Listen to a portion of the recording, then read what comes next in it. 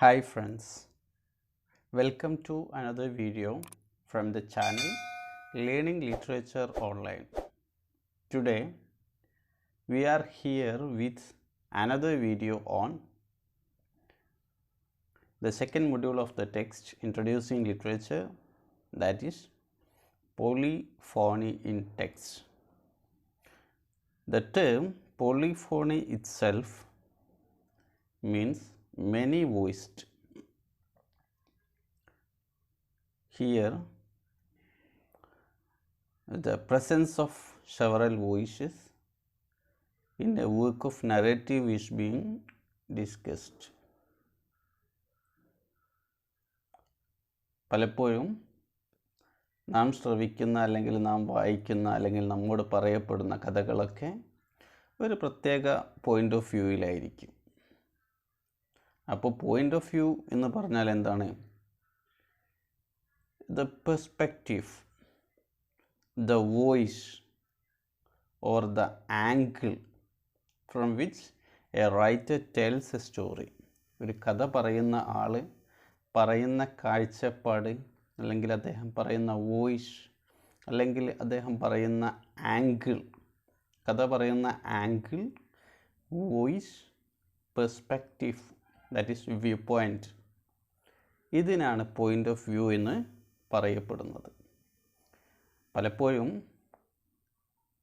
എഴുത്തുകാരൻ, കഥാകൃത്ത് അദ്ദേഹത്തിൻ്റെ വ്യൂ പോയിൻ്റിൽ നിന്ന് കഥ അവതരിപ്പിക്കാം, അല്ലെങ്കിൽ ഒരു കഥാപാത്രത്തിൻ്റെ പോയിൻ്റ് ഓഫ് വ്യൂവിൽ നിന്നും കഥയെ അവതരിപ്പിക്കാം. അങ്ങനെ കഥാകൃത്ത് തൻ്റെ സ്വന്തം പെർസ്പെക്റ്റീവിൽ നിന്നോ പോയിൻ്റ് ഓഫ് വ്യൂവിൽ നിന്നോ കഥ അവതരിപ്പിക്കുമ്പോൾ അദ്ദേഹം ഐ എന്ന പ്രൊനൗൺ ആയിരിക്കും ഉപയോഗിക്കുക, അല്ലെങ്കിൽ ഹി, ഷി മുതലായ പ്രൊനൗൺസ് ആണ് ഉപയോഗിക്കുക. ഈ തരത്തിൽ നമുക്ക് ഏത് പോയിൻ്റ് ഓഫ് വ്യൂ ആണ് കഥയിൽ ഉപയോഗിച്ചത് എന്ന് മനസ്സിലാക്കാം.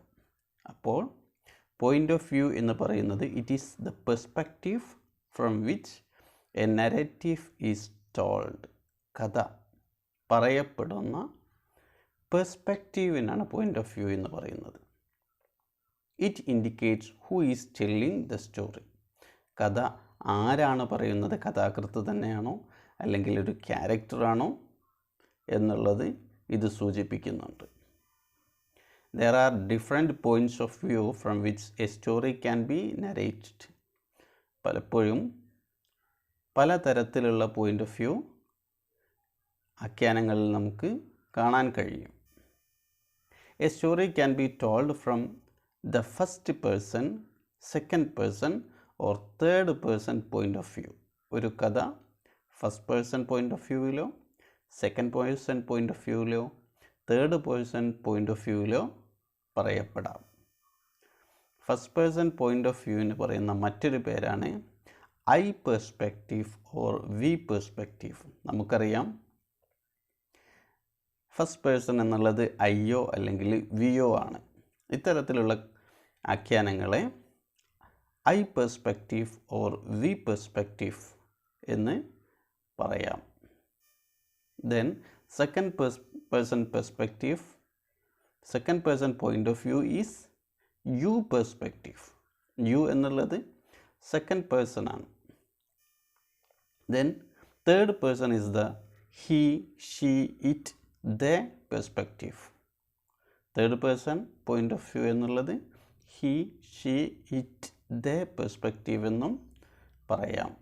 അപ്പോൾ നമുക്ക് മനസ്സിലാകും പ്രൊനൗൺ ഐ, വി ഉപയോഗിക്കുന്നത് ഫസ്റ്റ് പേഴ്സൺ ആണ്, യു ഉപയോഗിക്കാറുള്ളത് സെക്കൻഡ് പേഴ്സൺ ആണ്, he, she, it, they, that മുതലായ പ്രൊനൗൺസ് ഉപയോഗിക്കാറുള്ളത് തേർഡ് പേഴ്സൺ ആണ്.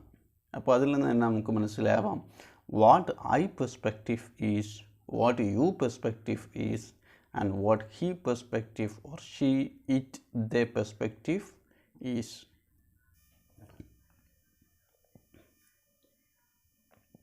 If the story is told from the point of view of the author or the central character, then we can say that the story is narrated in the first person point of view. കഥാകൃത്തിൻ്റെ point of വ്യൂവിൽ നിന്നും കഥ പറയപ്പെടുന്നുണ്ടെങ്കിൽ, അല്ലെങ്കിൽ central ക്യാരക്ടറിൻ്റെ point of വ്യൂവിൽ കഥ പറയപ്പെടുന്നുണ്ടെങ്കിൽ, നമുക്ക് അത്തരത്തിലുള്ള കഥയെ ഫസ്റ്റ് പേഴ്സൺ പോയിൻ്റ് ഓഫ് വ്യൂവിലുള്ള കഥ ആണ് എന്ന് പറയാൻ കഴിയും.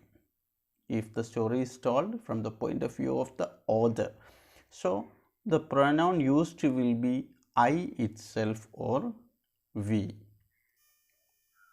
For example, the novel Treasure Island by R.L. Stevenson is narrated by the protagonist Jim Hawkins. Treasure Island എന്ന novel by R.L. Stevenson, it is being narrated by the protagonist or the central character Jim Hawkins. So the pronoun used is I or we in the first person point of view. The Adventures of Sherlock Holmes is another example by Arthur Conan Doyle, is narrated by the sidekick Dr. Watson. The second person point of view belongs to the person or people being addressed. This is the you perspective. Second person point of view എന്നുള്ളത് address ചെയ്യപ്പെടുന്ന വ്യക്തിയോട് ബന്ധപ്പെട്ടിരിക്കുന്നു. അവിടെ you എന്ന pronoun ആയിരിക്കും ഉപയോഗിക്കുന്നത്. So this is you perspective. In fiction, second person narration is often used to transform the reader into a character. ഫിക്ഷനിൽ സാധാരണയായിട്ട് second person narration ഉപയോഗിക്കാറുള്ളത് റീഡറെ തന്നെ ഒരു ക്യാരക്ടറായി തീർക്കുന്നതിന് വേണ്ടി ആണ്. As a means of drawing them closer to the story, അവരെ കഥയോട് കൂടുതൽ അടുപ്പിക്കുന്നതിന് വേണ്ടി. Because the reader is being addressed as you, and from the perspective you, it is being narrated. You പെർസ്പെക്റ്റീവിലാണ് അത് നരേറ്റ് ചെയ്യപ്പെടുന്നത്. You is being addressed to the reader. അപ്പോൾ റീഡറെ തന്നെ ഒരു ക്യാരക്ടറാക്കി മാറ്റാൻ കഴിയും. If a story is narrated by an observer who is not part of the narrative, നരേറ്റീവിൻ്റെ ഭാഗമല്ലാത്ത an observer, ഒരു നിരീക്ഷകൻ, ഒരു കാഴ്ചക്കാരൻ കഥ പറയുകയാണെങ്കിൽ, then the story is narrated in the third person point of view. അപ്പോൾ സ്റ്റോറി പറയപ്പെടുന്നത്, കഥ പറയപ്പെടുന്നത് തേർഡ് പേഴ്സൺ പോയിൻ്റ് ഓഫ് വ്യൂവിലായിരിക്കും. അപ്പോൾ നമ്മൾ മറ്റൊരാളെക്കുറിച്ച് അവൻ, അല്ലെങ്കിൽ ഒരു സെൻട്രൽ ക്യാരക്ടർ, അദ്ദേഹത്തെക്കുറിച്ച് നാം ഇങ്ങനെ കഥ പറയുന്നതായിട്ട് നമുക്ക് കാണാൻ കഴിയും. The third person point of view belongs to the person or people being talked about. Third person point of view we have discussed belongs to the person being talked about. മറ്റൊരു വ്യക്തിയെക്കുറിച്ചാണ് സംസാരിക്കപ്പെടുന്നത്. The third person pronouns include he, him, his, himself, she, her, hers, herself, it, its, itself, they, them, their, theirs and themselves. ഈ പ്രൊനൗണുകൾ ഉപയോഗിക്കാം. അല്ലെങ്കിൽ കഥാപാത്രത്തിൻ്റെ പേര് ഉപയോഗിച്ച് അവൻ, അവൾ എന്ന തരത്തിലായിട്ടും third person point of view നമുക്ക് കാണാൻ കഴിയും. There are 3 different ways to approach third person point of view in writing. കഥകളിൽ 3 തരത്തിലുള്ള third person point of view സമീപനങ്ങൾ നമുക്ക് കാണാൻ കഴിയും. ഒന്ന്, third person omniscient point of view. Omniscient means he is knowing everything. The omniscient narrator knows everything about the story and its characters. കഥയെക്കുറിച്ചും കഥയിലെ കഥാപാത്രങ്ങളെക്കുറിച്ചുമുള്ള മുഴുവൻ വിവരങ്ങളും അറിയുന്ന ആളായിരിക്കും ഈ കഥയിലെ നരേറ്റർ. ഇത്തരത്തിലുള്ള omniscient പോയിൻ്റ് ഓഫ് വ്യൂ ഉപയോഗിക്കുന്ന കഥകളിലെ കഥാപാത്രം അല്ലെങ്കിൽ narrator knows everything about the story and its characters. കഥയെക്കുറിച്ചും അതിലെ കഥാപാത്രങ്ങളെക്കുറിച്ചുമുള്ള മുഴുവൻ കാര്യങ്ങളും അദ്ദേഹം അറിയുന്നുള്ളൂ. This narrator can enter anyone's mind. ഈ നെറേറ്റർക്ക് മനസ്സിലേക്ക് പ്രവേശിക്കാനും മൂവ് ഫ്രീലി ത്രൂ ടൈം, അവിടെ ഫ്രീ ആയിട്ട് ഇടപെടാനും, and give the reader their own opinions, അവരുടെ അഭിപ്രായങ്ങൾ വായനക്കാരോട് അല്ലെങ്കിൽ കേൾവിക്കാരോട് അവതരിപ്പിക്കാനും, ആൻഡ് ഒബ്സർവേഷൻ, അവരുടെ കാഴ്ചപ്പാടുകളും നിരീക്ഷണങ്ങളും ഒക്കെ അവതരിപ്പിക്കാനും അവർക്ക് കഴിയും.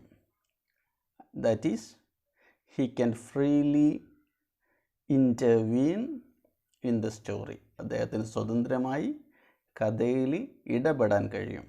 ഉദാഹരണത്തിന് Jane Austen's pride and prejudice. Here third person omniscient point of view is being used. മറ്റൊരു സമീപനം തേർഡ് പേഴ്സൻ്റെ മറ്റൊരു approach is another approach is third person limited omniscient. This point of view, often called close third എന്നും പറയപ്പെടാറുണ്ട്, is when an author sticks closely to one character. ഒരു ക്യാരക്ടറോട് പൂർണ്ണമായിട്ടും അടുത്തിരിക്കും, but remains in third person. Author will remains in third person itself, but he sticks closely to one single character. He knows only about this character. ഈ ക്യാരക്ടറിനെ കുറിച്ച് മാത്രമായിരിക്കും അദ്ദേഹത്തിന് അറിയാം. Narrator can do this for the entire novel or switch between different characters for different chapters or sections. പൂർണ്ണമായിട്ടും ഒരു ക്യാരക്ടറിനെ മാത്രമോ അല്ലെങ്കിൽ വ്യത്യസ്ത ചാപ്റ്ററുകളിലും വ്യത്യസ്ത സെക്ഷനുകളിലും മറ്റു ക്യാരക്ടേഴ്സിലേക്ക് സ്വിച്ച് ചെയ്യുകയോ ചെയ്യാം. This point of view allows the author to limit a readers perspective and control what information the reader knows. റീഡേഴ്സിൻ്റെ പെർസ്പെക്റ്റീവിലേക്ക് ലിമിറ്റ് ചെയ്യാനും എന്ത് കാര്യങ്ങൾ റീഡർ അറിയണം എന്നതിനെ കൺട്രോൾ ചെയ്യാനും ഈ പോയിൻ്റ് ഓഫ് വ്യൂ അദ്ദേഹത്തെ സഹായിക്കുന്നു. The point of view allows the author to limit readers perspective and control what information the reader knows. ഉദാഹരണത്തിന് 1984 by George Orwell, the narrator knows only about the thoughts and feelings of the protagonist Winston. 1984 എന്ന കഥയിൽ നോവലിൽ by George Orwell narrator അറിയുന്നത് Winston എന്നുള്ള കേന്ദ്ര കഥാപാത്രത്തിൻ്റെ ഫീലിങ്സും തോട്ട്സും മാത്രമാണ്. Some stories or novels may be narrated from multiple perspectives. Multiple പെർസ്പെക്റ്റീവിലും ചില കഥകൾ പറയപ്പെടാം. ഉദാഹരണത്തിന് home fire by Kamila Shamsie is narrated by third person narrator from perspective of different characters in different chapters. വ്യത്യസ്ത ചാപ്റ്ററുകളിൽ വ്യത്യസ്ത ക്യാരക്ടേഴ്സിൻ്റെ, അതായത് 5 വ്യത്യസ്ത ക്യാരക്ടേഴ്സിൻ്റെ പെർസ്പെക്റ്റീവിൽ നിന്നും നരേറ്റർ കഥ പറയുന്നുണ്ട്. അപ്പോൾ മൾട്ടിപ്പിൾ പെർസ്പെക്റ്റീവാണ് ഹോം ഫയർ എന്ന നോവലിൽ ഉപയോഗിച്ചിട്ടുള്ളത്. This enables the author to express multiple ideas and view points in the novel. Then the polyphony. What is polyphony? Polyphony means many-voiced. Here, perspective is very important in any story, as the perspective expresses the intentions of the author and controls the meanings of the narrative. Perspective control the meaning of the narrative, and perspective help to express the intentions of the author. ഓഥറുടെ താല്പര്യങ്ങളെ പ്രകടിപ്പിക്കാൻ സഹായിക്കുന്നത് പെർസ്പെക്റ്റീവാണ്. അദ്ദേഹം കഥ പറയുന്ന perspective, that means point of view it self, view point. Some novelists employ a technique which gives importance to the point of view of one character. ഒരു ക്യാരക്ടറിൻ്റെ point of വ്യൂവിന് മാത്രം പ്രാധാന്യം നൽകുന്ന technique ചില നോവലിസ്റ്റുകൾ ഉപയോഗിക്കാറുണ്ട്. Some novelists employ a technique which gives importance to the point of view of one character. അതേസമയം but also makes room for the point of view of other characters. അതേസമയം മറ്റു ക്യാരക്ടേഴ്സിൻ്റെ point of വ്യൂവിന് ഒരു ഇടം നൽകുകയും ചെയ്യുന്നു. അപ്പോൾ എല്ലാം ഉൾക്കൊള്ളാൻ സഹായിക്കുന്നു. The novel Things Fall Apart by Chino Achebe is narrated by an omniscient narrator who gives importance to the protagonist Okonkwo. ഒക്കാങ്കോ എന്നുള്ള സെൻട്രൽ ക്യാരക്ടേഴ്സിന് കൂടുതൽ പ്രാധാന്യം നൽകിയിട്ടുള്ള ഒംനീസിയൻ നരേറ്ററാണ് തിങ്സ് ഫാൾ അപ്പാർട്ട് എന്ന അച്ചീബിയുടെ നോവലിലുള്ളത്. പക്ഷേ but at the same time other characters are also given space to express themselves. അവർക്കും അവതരിപ്പിക്കാനും അവരെ പ്രകടിപ്പിക്കുവാനുള്ള സ്പേസ് മറ്റു ക്യാരക്ടേഴ്സിനും നൽകപ്പെടുന്നുണ്ട്. Such novels are termed as polyphonic or dialogic എന്ന് ക്രിറ്റിക്സ് നിരൂപകരെയും ടേം ചെയ്യപ്പെട്ടുള്ള നോവലാണ് തിങ്സ് ഫാൾ അപ്പാർട്ട് പോലത്തെ നോവലുകൾ. അതായത് മറ്റു ക്യാരക്ടേഴ്സിൻ്റെ അഭിപ്രായങ്ങളും അവർക്ക് സ്വയം പ്രകടിപ്പിക്കാനുള്ള ഒരു ഇടം നൽകപ്പെടുന്ന നോവലുകളെ പോളിഫോണിക് എന്ന് പറയുന്നുണ്ട്. The term wear used by Mikhail Bakhtin to describe the novels of Dostoevsky, who has used this term. The term was used by Mikhail Bakhtin to describe the novels of Dostoevsky. In literature, polyphony is a feature of narrative which includes a diversity of simultaneous points of view and voices. പല points of വ്യൂവിൻ്റെയും പല ശബ്ദങ്ങളുടെയും ഒരേ സമയം പ്രകടിപ്പിക്കാനുള്ള ഒരു സാധ്യത നൽകുന്നതാണ് ഇത് polyphony എന്നുള്ള feature. Polyphony brings about more balance and objectivity to the narrative. എല്ലാവർക്കും അവരുടേതായ ഇടം നൽകുന്നത് കൊണ്ട് തന്നെ brings about more balance and objectivity to the narrative. Novels usually present the point of view of multiple characters in the story.